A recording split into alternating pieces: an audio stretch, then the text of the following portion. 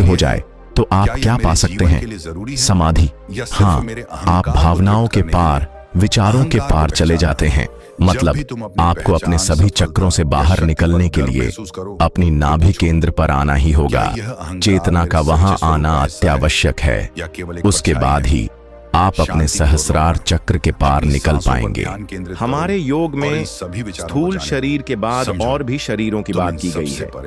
मतलब अगर आपको परम मुक्ति चाहिए तो आपको अपने सभी शरीरों के पार निकलना होगा। आपका शरीर भौतिक जगत से बंधन में रखता है, तो जैसे ही आप अपने भौतिक शरीर के बाहर निकलते हैं वैसे ही आप इस भौतिक जगत के पार निकल जाते हैं। और इस पौष्टिकता के पत्तों को तोड़ने के लिए आपकी चेतना का नाभि केंद्र पर आना अत्यंत आवश्यक है। जैसे ही आप अपने शरीर के केंद्र में स्थित होते हैं तो चलिए समझते हैं।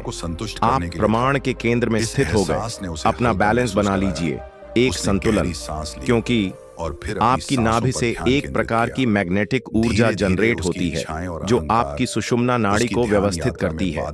मतलब वहीं से जनरेट हुई ऊर्जा आपके ऊपर के चक्रों तक भी पहुंचती है। जैसे आपका हृदय चक्र, आपका आज्ञा चक्र और आपके सहस्रार चक्र को भी वो बैलेंस करती है। यह सब कुछ होते ही प्राकृतिक रूप से अपने आप व्यवस्थित होने लगता है। जैसे कि आपकी चेतना आपके नाभिक केंद्र पर स्थित हो जाती है।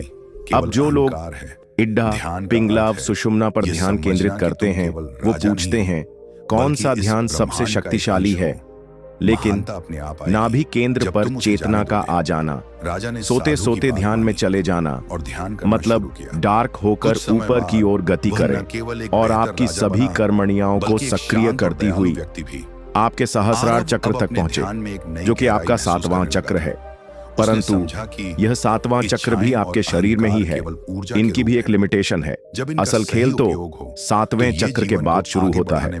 मतलब अगर आपकी चेतना नाभिक केंद्र पर स्थित हो जाए तो आपके शरीर की भविष्यवाणियां अपने आप ही व्यवस्थित हो जाती हैं। फिर आपको अपने भीतर की ऊर्जा को उद्यमी बनाने के लिए कोई विशेष ध्यान करने की आवश्यकता नहीं होती। बहुत से साधक अपनी काम ऊर्जा को उद्यमी बनाकर उसे खोज में बदलने की कोशिश करते हैं, पर आपको वो भी करने की आवश्यकता नहीं है। आपके शरीर का सेंटर, आपकी नाभि, यह सब कुछ अपने आप ही व्यवस्थित कर देती है। इस ब्रह्मांड की परम शक्ति भी आपकी परम चेतना ही व्यवस्थित करती है। बहुत से चित्र हैं। आप चेतना के स्तर पर थोड़ा आगे बढ़ सकते हैं या थोड़ा नीचे आ सकते हैं, परंतु परम चेतना तो आपके सेंटर में स्थित है और वहीं पर आपके सभी शरीरों का आवरण है।